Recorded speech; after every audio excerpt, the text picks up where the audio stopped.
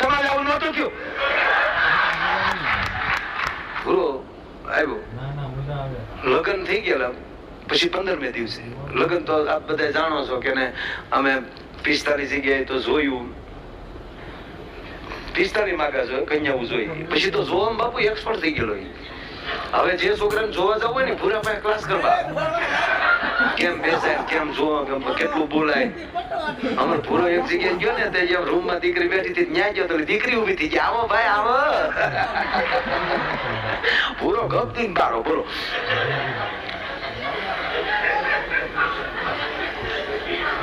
હવે આ 2-3 માગા કેમ વહી ગયા સાહેબ એ કઈ નથી આ ભૂરાની વાતો આવે ત્યાં ભડાકા હોય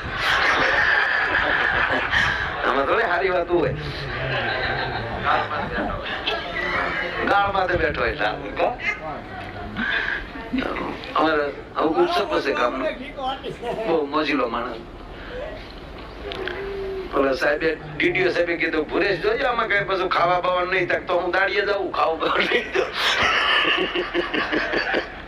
તમે હું અહીંયા સતવાદી બેઠા છો નહીં કે બધા તો સાહેબ કઈ ન બોલ તો લગન પછી 15મે દિવસે ઈ આવ્યો મારી વાડી પાછો તોતલું બોલ તો વાડીએ બેઠો આવ્યો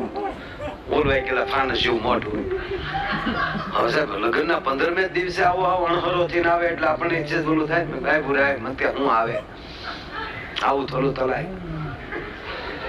મેં કીધું તો તમે કહેતા હતા કે આ ન કરાય ઈ નહીં ઈ તો બરાબર થયું હું તો ઈ બરાબર થયું ને આવું હું કરાય પૂરા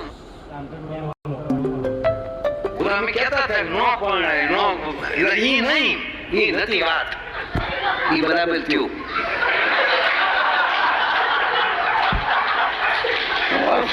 હું અટવાણો કે ઈ બરાબર થયું પાછો છે હું ક્યારે મેં કીધું મને કે હું તે આ ધંધા થતા માયા ભાઈ 3 દીધા માયા ભાઈ ગમતું જ નથી બધું ઉઈદ જ લાગે બતો ના લેમ્પ કર્યા ફોકસ લાગ્યું છે હજી લગ્ન આપને જે ભાડે લાવ્યા ને આપણે દેવા નથી ગયા એટલે અંજવાળા કરીને તો અંધારું જ લાગે